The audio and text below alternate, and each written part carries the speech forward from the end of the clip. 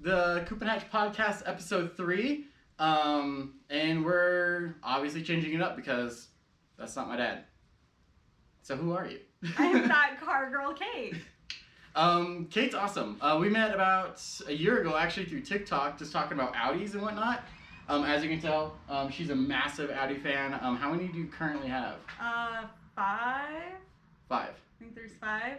Okay, what's your favorite one? Oh. Which one's not giving you the most problems? The B5S4 is my favorite, but it is giving problems. At least that's a lot of problems. At least that one's kind of an easier problem than what you've been having to deal with. I mean, it's easier than the TTS. Yeah, that's true. So the TTS hauls. It's the so TTS cool. Needs to catch on fire. Yeah, but at the same time, her TTS, it's a pain in the ass, but it's also probably like one of the coolest TTSs in the world because it's like 1 of 500 or something like that. 1 of 500. What makes it 1 of 500? It's the TTS competition. So they basically took a limited production of them, made them in 2 colors, and so this is it.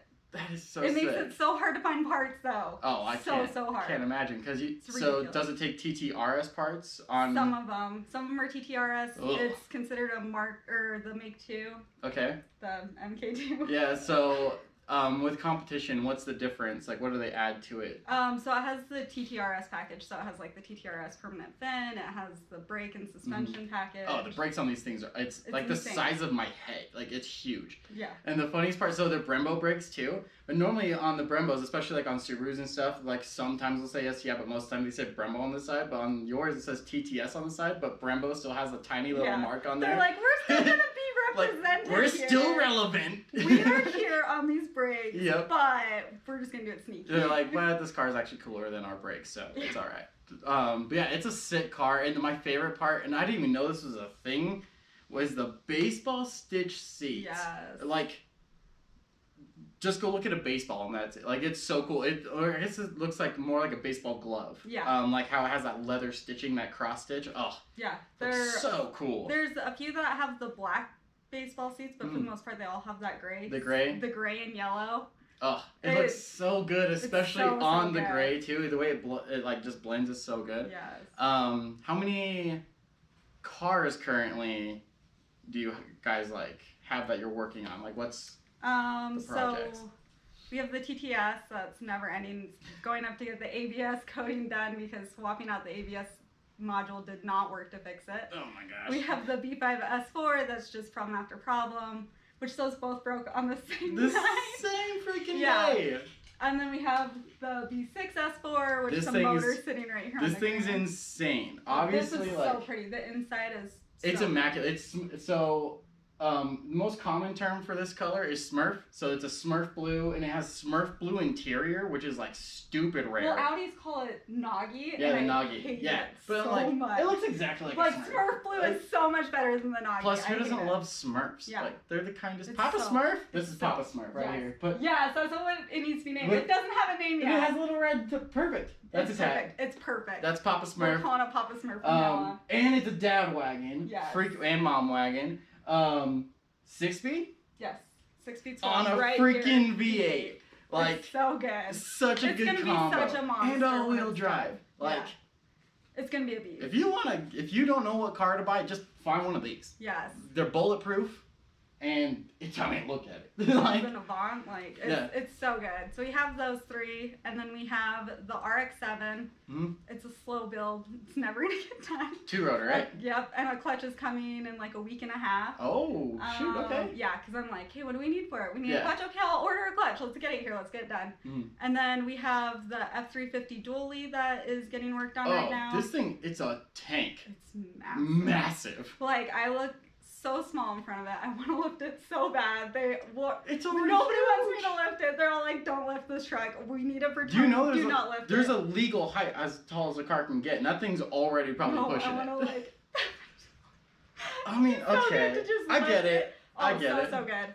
And then I think that's it. I feel like I'm missing a car. I mean, the RX-7 is still freaking cool because it's an FD, right? I'm missing one. Yeah. An FD RX-7, right-hand drive. Right-hand drive. It's imported. It's so cool, and it's once it's done, I'm selling all the other cars. It's the only car I want to drive. 100%. It's so good. That one's so sick, but and the cool thing is one of those you can still show up to Euro meet at that. So You can show up anywhere in that. Everybody's gonna be like, oh, I see you. Yeah, it has that same effect as my GC Coupe. Yeah. Whereas like it is what it is, and you have to respect it, and there's nothing you can do about it. It's like, so good. It's just one of those cars that you see and you're just like, yes.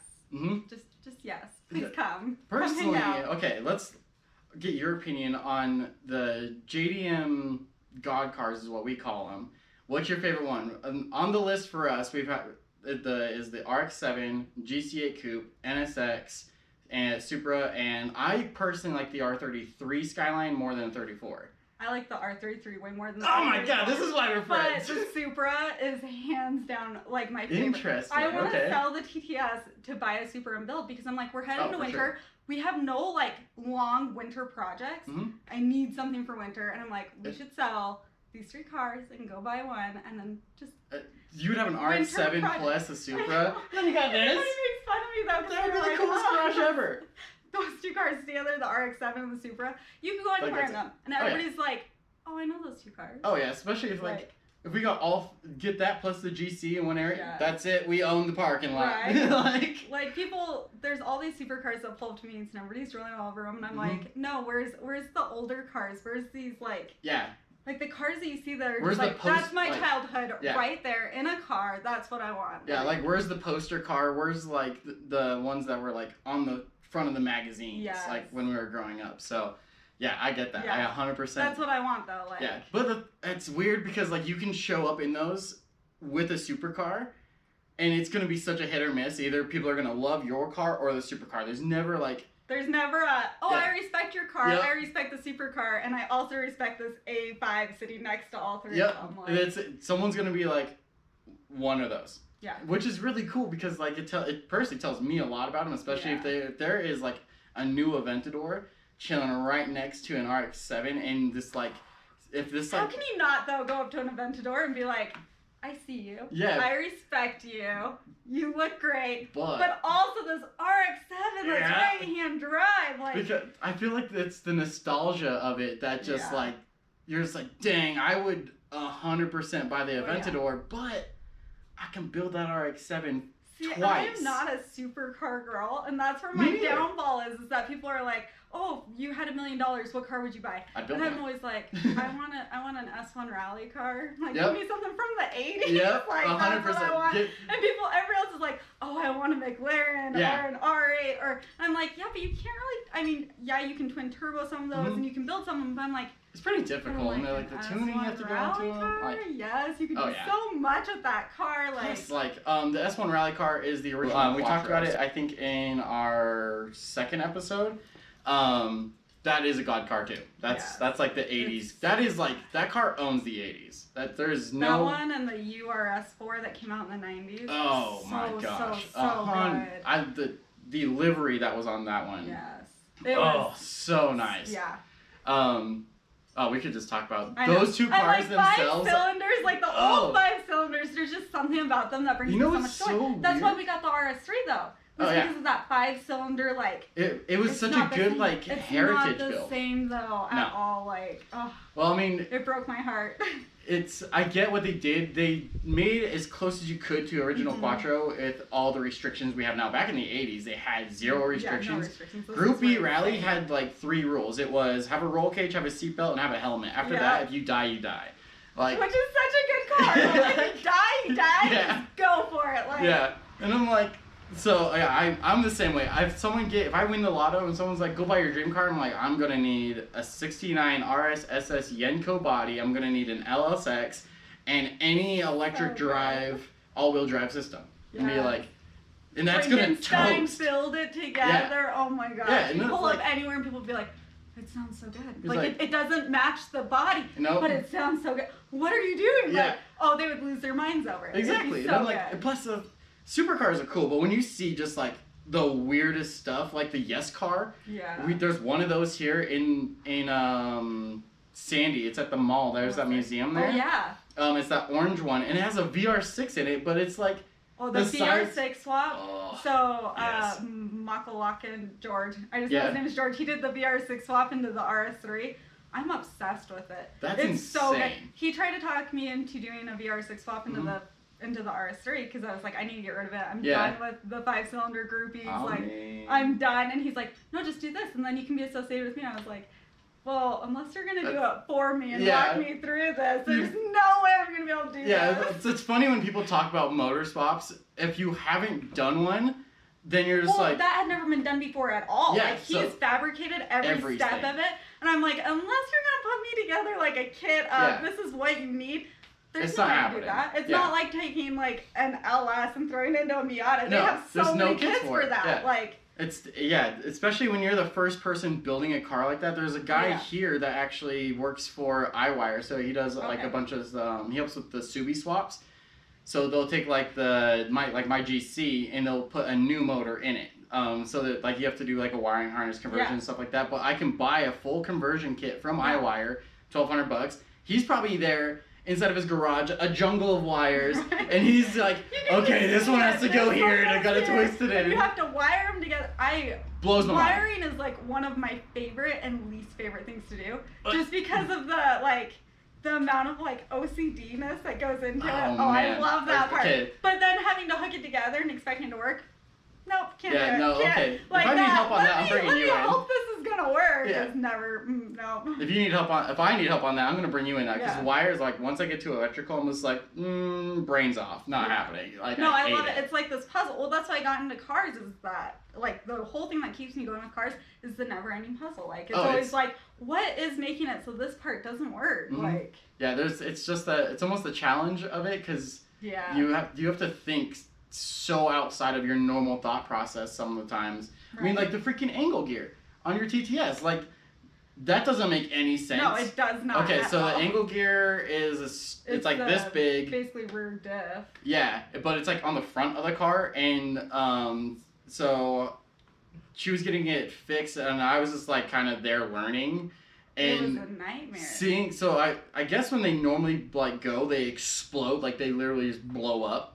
I wish it would have blown up. That would have been so much easier to figure it out. The first time it locked up, if it would have blown up, you've been fine. So much easier. But we pulled this thing apart, and the internals are just powder. It took aluminum and it's insane. But yeah, so let's talk about what got you into cars. Like, where did it start? How old were you? Like, what was the car that did it? I grew up super poor, so I learned how to like change oil, do brakes, swap tires, because that's like things you could do yourself. Yeah, easy. Being poor. I started dating a guy. He spent all of his time in the garage, and I was like, oh, I want to spend time with this guy. Yeah. So I went out, and I kind of just was annoying him. I was like, show me what to do. Show me what to do. I'm sure he loved it. I don't know about that. No. Pretty sure it was the most annoying thing ever, because you think it'd be all cute and sweet, but it's basically like having a 10-year-old following you around the garage going, show me what to do. Show me what to do. What are you doing now? What's this? How can I help? I'm sure it was super freaking annoying, but it's paid off because now it's like, oh, I can help do this, or let's do this project, and it's just kind of grown and evolved from there. It was really the first B5S4 that I got. That's a good one to get into. 4 years ago. It was recent that really pushed me into cars. Like, I knew cars, I knew kind of how to work on them, I knew how to do basic maintenance and like change things, but it was really that B5S4 that like pushed me into it. And that's why I keep coming back to the B5S4s. Well, the first motor that I pulled out on my own was a 2.7 all-road. And last summer, I bought 2 all-roads. One had a bad motor, and everything else was perfect on it, and one had a good motor, and everything else was trash. So I proceeded to pull. Boom. Yep, I was like 2 cars into one, pulled the motor out, got halfway through the project, and then sold the project to my friend in Montana because he has like an all-road ranch. Because I was like, I've learned what I needed to learn from this project. What is an all-road ranch? He has like, he lives in Montana, great piece of land. He has like 15 all-roads that he just works on all the time and flips them and sells them. I mean, if you love them, you love them. So it's just like his little niche that he just loves. That's He's so working on building like the big off-roading all-road right now with the big beefy tires and the lights and tracks and I'm like, please build this and then sell it back to me. Like, I don't buy this. Seriously, that's insane. Because that's where I wanted to go with the project in the first place. And then I was just like, well, we have all these other projects. And then I found the TTS and I was like, this is going to be a better, easier, more cohesive project. It's not been. It's not been at all. That TTS has been I don't want to say make bad choices very often, but that TTS is top of the list. We'll put it at a challenging choice. Challenging choice. Here's the thing. It's been a learning experience because every time you think you've figured out the problem, it ends up not being that problem. Yep. Well, it's like the trans. So we thought the trans was broken. We thought it was a bent shift fork. Swapped out the trans, put in the new trans. It did the same problem because it was the axle gear. We could have just skipped the whole trans the entire swap. trans part. That took us 6 months to do. Like, it's one of those things where I'm just like, oh, okay, it's just money going into it. Like, one of my old acquaintances had a 600 horsepower B5 but down in St. George that I didn't help him build it, but I helped him like maintain it and stuff, so I learned a little bit about the 2.7. That is a complicated motor if you don't know what you're doing. Like, so the fact that was like your first like one to jump into, like, props to you. Those because turbos that's are in the worst space. So the all-road bay has a little. Well, the all-road bay has a little more space than the B5S4. So you can kind of get the things a little easier. The B5S4. Yeah, because that back area is a little bit more open. It's right? a little more open. Yeah. But like the turbos are down on the side. The only way to swap out one of those turbos if they go is to literally pull the entire motor out, which means you have to take the entire front end off this car. And most of the times you pull apart the car, you swap out the turbos, you swap out whatever is broken, you put it back together, and you're taking apart the car within 24 hours, 48 hours. Because something didn't sold correctly, it's leaking somewhere else, something else is broken. And you get really good at pulling those motors. You get really fast. The thing that blows my mind, since it's a twin turbo setup, they kind of feed into each other using vacuum hoses, and it's literally called the 2.7 spaghetti, which is like it's behind the motor, in between the engine bay and the firewall. I'm gonna blast this fly out, guy. You want to fight? So what's been your experience in the car world as a woman? Because I know like. Straight up, the car world is dominated by guys. It is. It is a male-dominated area. When you decided to kind of like really get into the car scene, was it scary for you? Like, what was your thought process? Well, I got more into it as a joke because I didn't enjoy doing car stuff with like, not car people because that sounds really negative, but like with, you know, that car guy that shows up and just talks trash on everybody else's car. Yeah. That's all the experiences that I had leading up to that point. Like I had gone to like 3 or 4 meets up to that point, and I just didn't enjoy it. So I was like, and there was always cops, and I am such a button down rule follower, and I have friends that are cops, and I'm an adult, and so like knowing I'm somewhere that I shouldn't be like gives me insane anxiety. So I was like, you know, I don't want to do this. And then I started my Instagram account, and people were like, come to this meet, come to this meet, come to this meet. And so I was like, okay, I'll come out to this meet, it'll be fine. And like everybody my experience has been way different than every other female I've talked to, because everybody was so welcoming and so nice, and it's like, oh, I hate it. You're an actual car girl because you work on cars, and I'm like, okay, so are you an actual car guy? Like, do you work on your cars? Well, no, and I'm like, then how is that a negative for girls? Right? Like, I don't understand. Like, why does that? Because so a guy can pay for a bill, but a girl can't. Yeah, they're just so like, there's just this hypocrisy amongst it, and it makes me insane. And I totally get it. Like I try really hard to go out to things because I think it's important to like show up to these meets that people are putting on. Like Utah Weekend Car Meet does a lot, that they're making it so there's a safe space for kids coming up into the car world. And as an adult, like you need to encourage that and show up to those things and keep helping them grow and keep spreading the word. But then like we have our Euro meet, like it almost completely died out, and I started posting about it, and people are like, "Oh, thanks for hosting this," and I was like, "I was just sharing about it. Like, I didn't start this meet. This meet's been going on forever. Yeah, I just didn't want it to die, so I started posting about it." It's going on like close to 15 years now. Yeah, and it's been in and out for the longest time. The entire time almost. Yeah, like that's crazy. And so, but like we went for like after COVID stopped 3 or 4 times, and it was like 2 or 3 people were there, and that was it. And I was like, this is gonna die. There's no social media about it. Nope. There's nothing being posted about it. So I was like, oh, I'll just start posting, tagging people, and it's blown up for the most part. Like, so I actually used to go to that meet when I had my Mini, probably like close to 8 years ago. And so, but then I like went down to St. George and stuff, and so when I came back, I was like, oh, I wonder if that meet's still going. It wasn't. Yeah. So the fact that you basically revived that meet is really freaking cool. Because it's one of those, especially here in Utah County, we don't have a ton of meets like that. We don't have any down this way, really. Yeah, like there's one that I think happens on Friday nights. They keep moving it. Yeah. It's definitely not as organized and consistent as what Kendall has set up with Utah Weekend Car Meet. Like, it's not posted about it enough. Yeah. Like, they will post one thing about it to a private Facebook group, and that's it. And so it's like, if you're not a member of this group, you don't hear about. Where it's like Utah Weekend Car Meet, they post flyers that you can share and reshare. Or like Cars and Coffee out at Traverse Mountain, you can. Mountainside, he does. That kid, his meet's fantastic. Blew his up so much. Great, he's an awesome kid. I was worried he died. Yeah. I reached out to him because I was like, I haven't seen anything posted. Are you okay? Yeah. Like, I think his work schedule has changed. Yeah, his work schedule changed, and he's like, why did you think I died? And I was like, I haven't seen anything from you, Nico. Okay, I'm sorry. It's the mom and me coming out. Like, but yeah, so like, there's all these meets that happen that I'll go out to, and people are super friendly. I get one of two reactions. Either people are super friendly and they come up to me and talk to me, or they don't say anything and message me afterwards going, hey, I saw you, but you looked like you were talking to people. I didn't want to interrupt. And I'm like, you should have come and said hi. Yeah. Like, I'm really nice, I promise. Especially because I feel like if we're like at a meet together, most of the time you and I and whoever we're with will just be like walking. Yeah. We're probably just talking about bullshit anyway. Yeah. So like, or like people stop at a car and more people gather up and it looks like an entire group. But I'm like, you could stop me and say hi. Like, it's not a deal.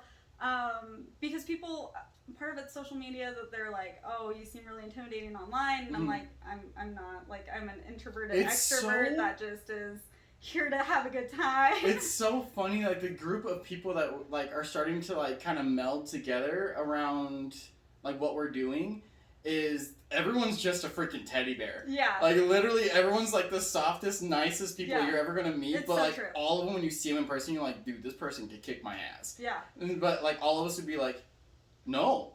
Like we would never. Like like well, so my thing is like I like following rules, and so I'm really nice until you break a rule whether someone has said it before or it's common sense. Yeah. Then I'm not so nice where I'm like, it's fine, I'll be the C word here, like you're just being the mom. I'm like, yeah, basically. You're just being the mom. I'm the third oldest out of 10 kids. I have 3 kids myself. Like, these are basic rules. They post them every single week. If you're coming out to the stuff, just follow the rules. Yeah. Like, no, it makes me insane. Totally. So, your experience is what I feel should be the car experience for a female getting into the car world, because like, I've seen it a million times over where people try to come in and like not even like 2 months ago, this girl shows up in a Honda Civic.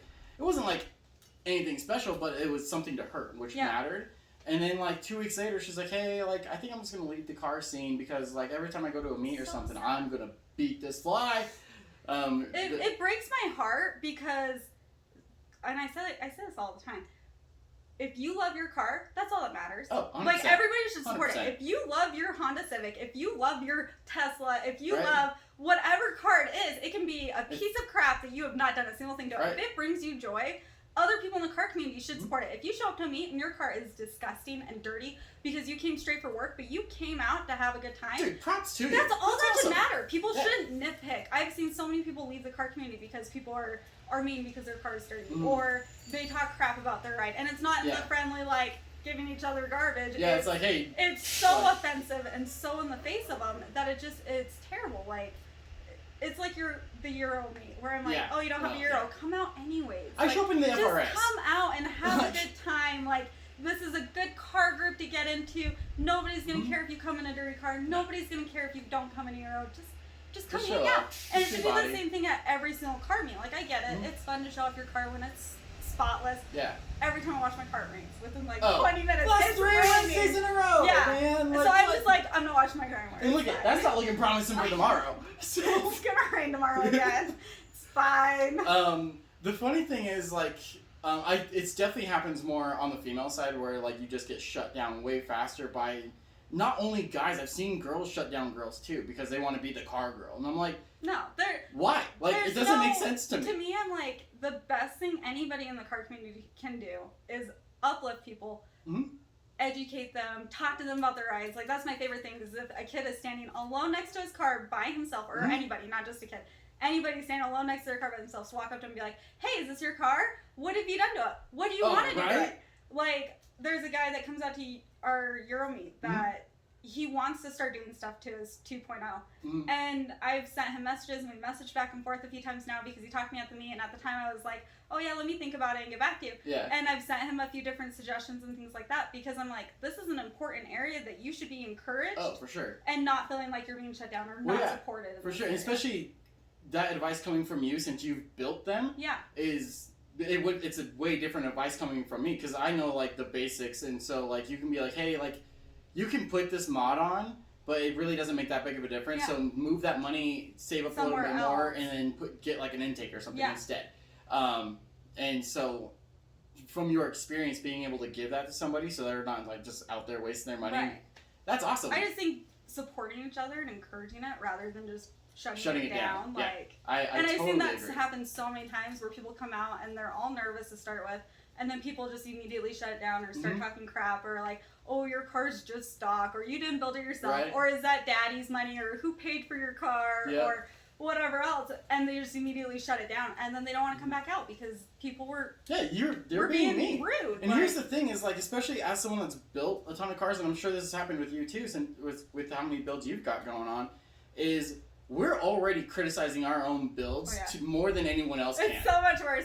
People are always like, oh, you deal with body dysmorphia? And I'm like, yeah, to a point. Try car dysmorphia. My car is so much worse. I'm like, this is terrible. Garbage. Like, let's just tear it out. At least with body dysmorphia, people are just like, you're not going to, I'm not going to tell you. If someone does that to your car, you're just like, well, you're right. And then that they just solidifies your negative thought. Yeah. And so, like, to be able to be a force to turn that. I should not bring it out anymore. I should not go do anything. You're immediately, you're just telling that person that their thoughts about their car are already like sketched out about it. So don't make it worse. Yeah.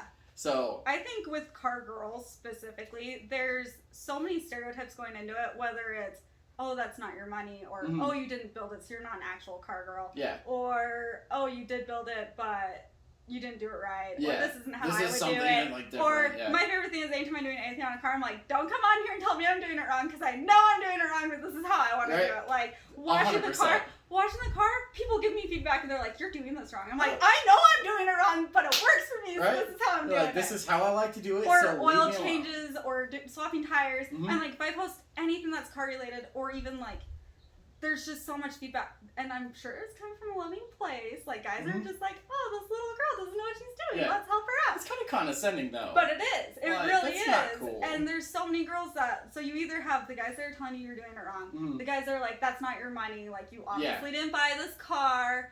And for some girls, they buy, like, they do get gifted cars, and they feel obligated to disclose that information because so many people are so harsh about Here's the thing, there's a lot of guys that I know, a ton of dudes that got gifted their grandma's like Lexus IS300 because that's a great car, but grandmas don't know it's got a 2J in it. All they know is this is a Toyota that has a really good motor and gets good gas mileage. Yeah. And then they get gifted the car because grandma doesn't want it anymore. Then they build it and they're like, yeah, I built this. I'm like, yeah, but did you pay for it? Like, like guys don't get talk crap on it. They're like, oh yeah, that's a sweet deal. Like, you got a great deal. Girls are like, they're like, oh yeah, you were given that car. Like, you didn't work for this. You didn't work to put it in. Yeah. Or they show up to meets and guys won't talk to them because they're a female. Or it is okay. Coming from a guy's point of view, especially if there's a car girl and she's a real car girl, that's a bad. If it's a car girl that you can tell is like dedicated to a car, for me that is so intimidating. Well, and on top of it, all the guys are like, I don't want to seem like I'm hitting on you by asking about your car or asking what you did to do it, or even complimenting your car. It comes across as I'm hitting on you. I'm like, you're not complimenting me, you're complimenting my car. I'm assuming you want to bang my car, not me. Like, if we're talking about my car here, it's all about my car. Like, don't do that. Don't be a weirdo like that. That's gross. But I'm just saying though, but so many guys are like, oh, if I talk to her, if I acknowledge her, it's gonna come across as I'm hitting on her, and I'm not. And let's sidetrack a little bit on, can you give car guys advice on like how to approach a girl at a car show? Because honestly, at this point we have no idea. My advice is to look at that girl and just imagine that she's your bro. Just be like, oh yeah, that's pretty much like what we do. Hot girl, that's Madison over there, and just talk to him like it's your friend. I am a hot girl, though. I'll tell you what. Bad example. I'm a bearded lady. I'm like, there's so many guys that you can fill in that space, and every single one you'll be like, no, that's a hot guy. Like, that's not a good example. So, but just talk to them like they're your friend and don't be creepy about it. Like, the moment that you bring up other things that are, like, not car related, it gets creepy really fast. Like, I've had guys where they're like, oh yeah, I'd love to take you for a ride in my car, but you have to pay, and the only payments I take is... The normal saying, if you know, you know, if you don't know, then Google it. Stay innocent and we'll protect you. I don't know. Like, there's the three things, and I'm like, and they're like, but I already have the first two, so... And you're like, great. And I'm like, yeah, I don't want to ride in your car. And then it's like, especially if it's like, do you have a TTS? That's like fast. You're like, why? Well, and I've had the RS3 that made 850 horsepower. Like, I mean, I've had fast cars. Yeah. There are cars where I'm like, oh yeah, I'd like to drive that car, but I don't really need to go for a ride. Different, like, it's like the Vanderhall, great car to ride in. Man. You took me for a ride in it. It was fun. Fantastic. Such a good time. Oh yeah. I didn't need to drive that car. It's not on my bucket list of cars to drive. Like, I loved riding in it. I would probably end up killing myself if I drove it. Yeah, that car is so awesome. It was so good. Great. But, like, there's a lot of cars where I'm like, and especially the way they approach you about it, where they're, like, hitting on you and they're using this car to hit on you. I'm like, this is not the way to approach a girl. Like, not the way to do it. I think it's so funny, because honestly, like, one of the reasons this is, like, exposing myself, but, you know, let's screw it. One of the reasons I got my Mini was because everyone's like, oh, it's a girl car. I'm like, bing! Well, that's girls the are gonna like like... GTS is they're like, oh, it's a girl car. And some of you guys are like, I should get that car. Girls will love this car. Guess who doesn't give a shit? None of them. Some girls care. I think most girls would make fun of your Mini, if we're being honest. Like, if they saw it, if they're not a car person, they're gonna stand there and be like, it was a built Mini. It was putting down close to like 250, so it got moving. It could cook, but it's still a Mini. Like, you're not gonna get past that, and then I'm like the size of a toothpick, so I'm getting out of this Mini Cooper, and everyone's like, well, that's the most fitting thing we've ever seen in our life. It's like the Miata guys, they're all like 6 feet tall, super huge guys, getting in and out of these tiny Miatas, and I'm like, that seems like a girl car, first off.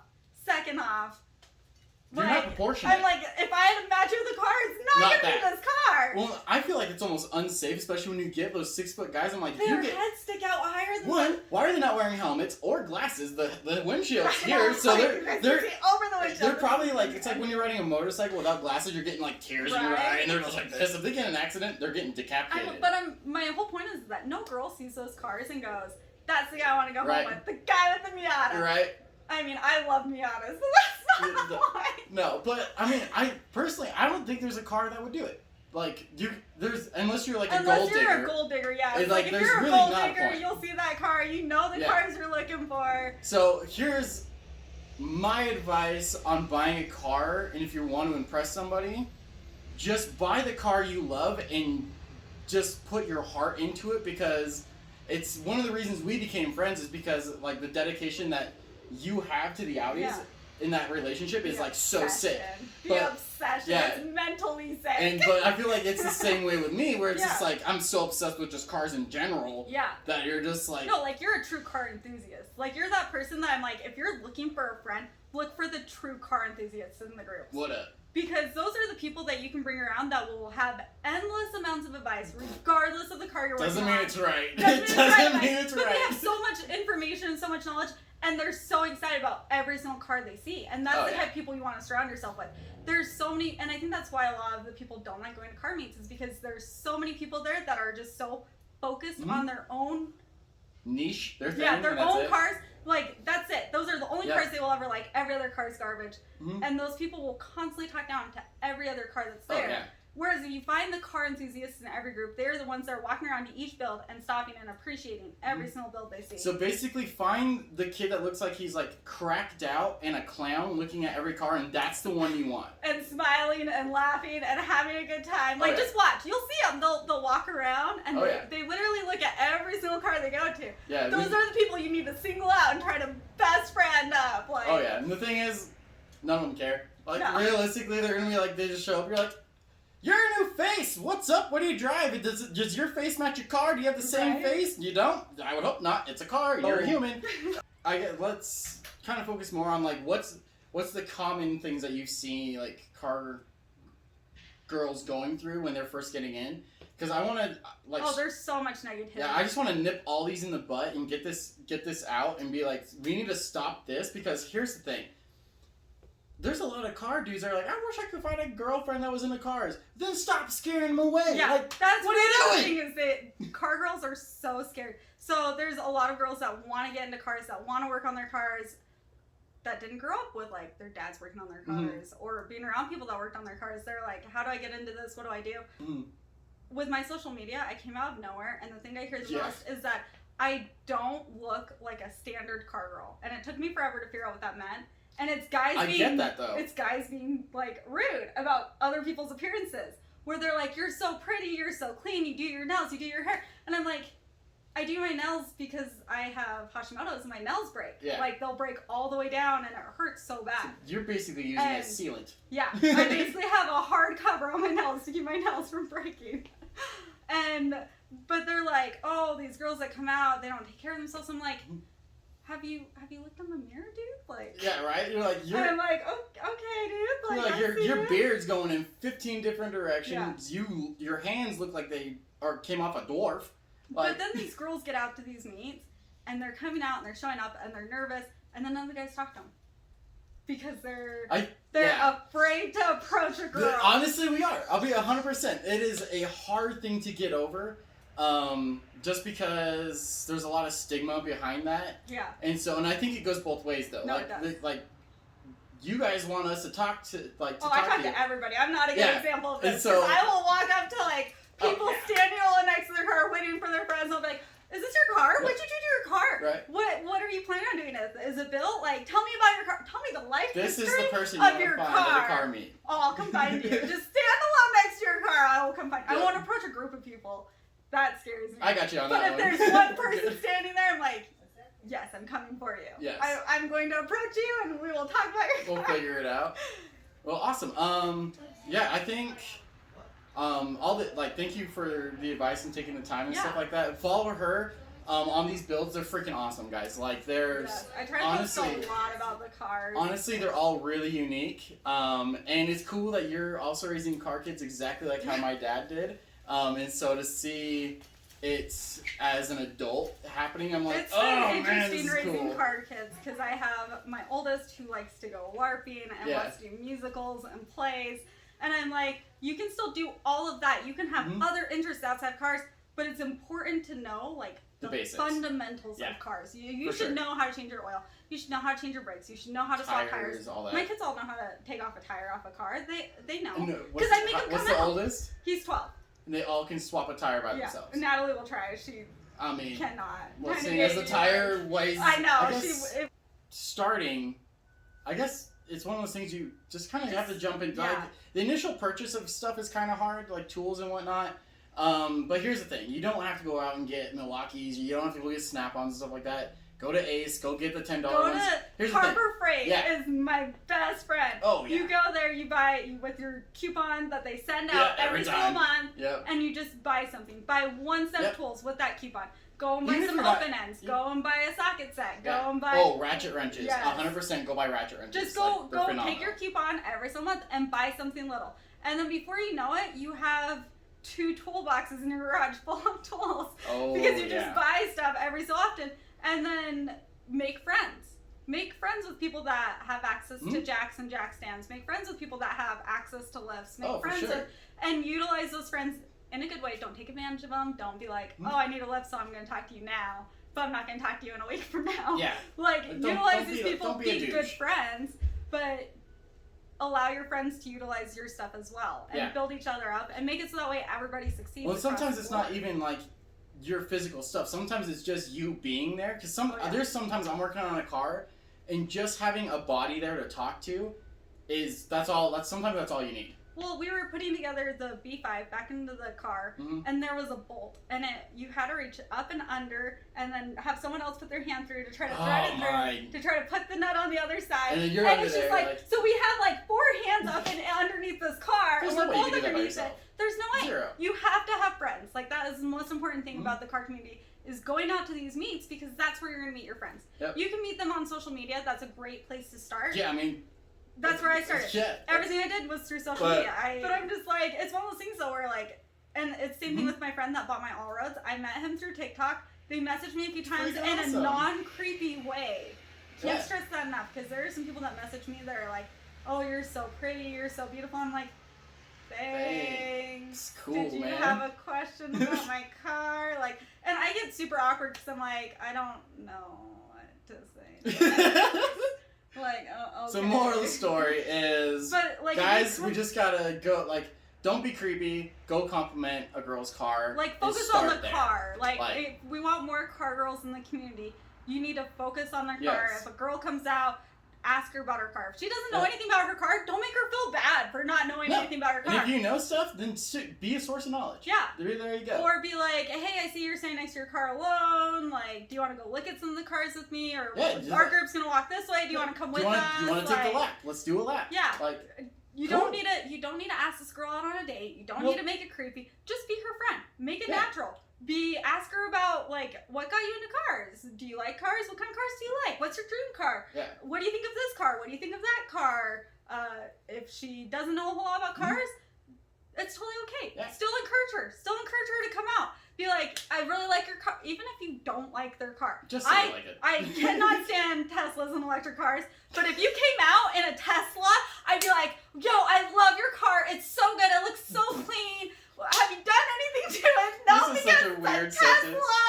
Like, that's such a weird thing. I know, but I still like my cousin but has a Tesla. He loves his Tesla. He tracked his Tesla. He wants to lower his Tesla. Cool. Like, he loves his Tesla. I can't stand Teslas. I allowed him to take me for a ride in his Tesla. I have encouraged him with his Tesla because he's excited about his Tesla. Yeah. And that's all that matters. Right. Is he is excited about it. Yeah. It doesn't matter if I don't like Teslas. I don't need to put that on him. As long as you're supporting your friends and encouraging them to get into cars, that's all that matters. So if you have a girl there that doesn't know anything about cars and shows up in her Toyota Corolla and is just like, I don't know anything about cars, but I really want to do cars, just be nice. Just hang out with her. Just be like, you know, I like your Corolla. That's what I started with was a Corolla, like, or whatever else. What was my first? I don't know if I can remember. I think my first car was a Pontiac Sunfire, that little coupe. Oh my gosh, that would be your first car with your dad. Yeah. I can totally see your dad being like, we didn't do anything to it. It just sat. We bought it for like $800, and then. How old were you when you got this Pontiac, though? I think I was 13. Okay, so you couldn't even drive the Pontiac, so of course it's gonna sit. No. And then then after that we got a Jeep Wagoneer. Dude, what was your first car that you drove? That you were like legally able to drive? Well. You're like, no, I'm not moving them around. Let's give me my kids. Yeah, I walked here. These are my Lamborghinis. It's gonna be my kids though. What's your first car? I don't know how to answer that question because technically off-road vehicles are still technically legally. Right. I couldn't. Okay, my first road legal car would have been the Jeep Wagoneer. And that thing I learned to drive stick in, which is a terrible vehicle to drive stick in. It has a monster, crappy V8. It got 3 miles to the gallon going downhill with the wind pushing you in extra gravity. Oh my god. And, your dad wanted to make sure that you could not go far. He's like, I had my adventures as a kid. I know you're going to get into. He knew exactly what he was doing. You can go exactly this far away from the house. He's like, you've got 50 miles max. Yeah. He's like, and so you can only go 25 miles if you're going to make it back 25 miles, which really, you're going back uphill. So he's like, you can go 40 miles altogether, so 20 miles away from the house. He's like, I'll drive 20 miles and see my son his car breaks down because he's an idiot. This is the perfect first car for you. I wanted to drive stick in that car. I ran over a tree in that car, and the Jeep was fine. And the tree lost. I think I've told that story before. You did tell the tree lost. That tree did not lose. That tree came right back up. Nope. It did. The trees that come out of dead trees. Yep. It was there. But I think, and then my first big project car, we've talked about it on the show before, was the 66 Bomb. Thank you again for just taking your time out of the day and giving car guys advice, car girls advice. Car people advice. Yeah, just we're just gonna identify people as people now, not even. Yeah, we're just gonna car humans. Is that a thing? I don't know. I call my kids tiny humans. I'm like, these are my tiny humans. Yeah, we'll just call them car humans. Just car people. I just think if you... What's a neutral term for a car person? I don't know. I'm not the one to ask that. Me neither. Like, I'm not... I see you like zoomy things as well. I see you like things that go pow pow. I heard it coming in. I heard it go pow pow pow. And I went, oh, look, pow pow pow. Mine goes pow pow pow too. Come park right here. We are pow pow people. Well, awesome. Thank you so much. I think this is a subject that definitely needs to be addressed. Yeah. And changed. Because, I mean, that's what this podcast is here for, is to, especially in the Utah car scene, try to make a positive change because... well, that's the thing I've noticed. It's going to grow. Everybody talks about positive change, following the rules. Everybody talks about it. And then you show up to things and there's no action being taken. It's just people doing whatever they want. And then posts come out later going, oh, you need to follow the rules so cops don't get called. But then you show up to the next meet and nobody says anything to people breaking the rules. And it's the same thing with this. Like, people aren't encouraging the good behavior. Yeah. They're just waiting for someone else to do it. And I'm hoping that, especially with your advice in this, it's going to be able to put a good perspective on how to do that as a female, because I obviously cannot give that information out. Just show up and just be happy and just... But awesome. Again, guys, just like she said, show up, bring your car out. If you, like, seriously, the Euro meet here in Provo is at In-N-Out on State every Wednesday night at 8? 7, 8-ish. Like, what? We're there till 9. We've been there till like 11 before. Yeah. So, depending on the weather, we're there later. Yep. If it's raining, we're out by like... You can minus an hour off that. Yeah. But... we just come out and show up and have a good I got time. it! I touched the flag! But it's just happy car people coming out to have a good time, to encourage each other to have a good time. Yep. Like, and if anyone's picking on you, you got us to pick on them back. She's terrifying when she's in mon mode. Not terrifying. I am so nice to people. I just am very upfront. What up? You don't have wheels. No, this is our fat cat. He likes to eat the kitten food, so he's really fat. Oh, you a chunky monkey. Come here, Dex. Yo! He's so dense. If this cat was a car, it would be a Durango. Yeah. He's so heavy. This is a beast. Yeah. But yeah. But yeah, so follow Kate at what's your tags? Girl Kate. Is that on everything? Everything is okay, cool. Across the board. We went for consistent marketing. That's the way you gotta do it. So, you guys have a great Wednesday, and we'll talk to you next week.